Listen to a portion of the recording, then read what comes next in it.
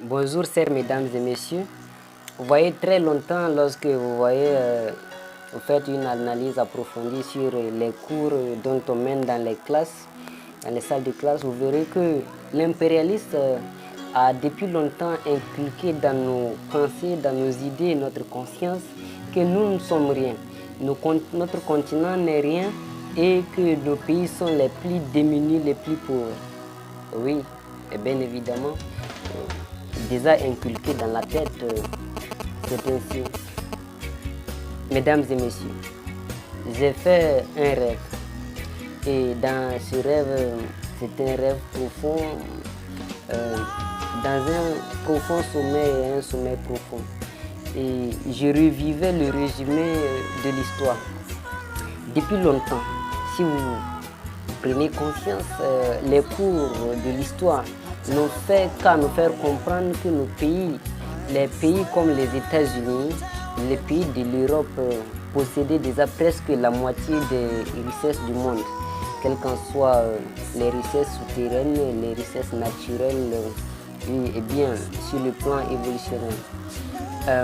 Pendant ces temps, les autres pays comme le Burkina Faso, le Mali, le Niger étaient considérés comme les pays les plus pauvres de la planète et certains pays de l'Amérique latine.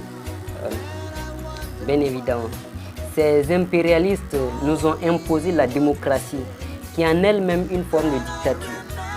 Si, d'une part, la démocratie consistait à faire le libre choix dans les élections et la liberté d'expression mêlée de la non-ingérence des affaires tierces des autres pays dits autonomes, mais on voyait que c'est la France, nous étant les pays francophones, c'est la France qui...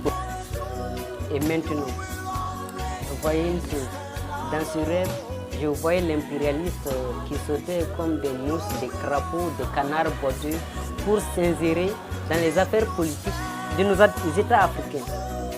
Pourtant, on nous parle de la démocratie qui est le libre choix. Mais pourquoi ils sautaient-ils comme des sauvages, des moutons, des chèvres, des mouches pour s'insérer dans les affaires politiques des autres pays? Je voyais ces choses, oui, les impérialistes bien sûr, commettre des crimes aux intellectuels et aveugler les masses avec leur argent empoisonné et leur argent pillé dans nos sous-sols sur notre territoire. Ces marguillards, depuis des décennies, avec une insolence débordée, commençaient à déguerpir nos populations. C'est ce que nous vivons depuis la veille. C'est ce que nous vivons depuis la veille des années 2000. Je voyais ces choses avec mépris et dédain quand je pensais à leurs exactions commises. Quand je voyais qu'ils ont tué nos leaders, à savoir nos opposants comme Lumumba, Thomas Sankara, et ça me fait vraiment de la peine.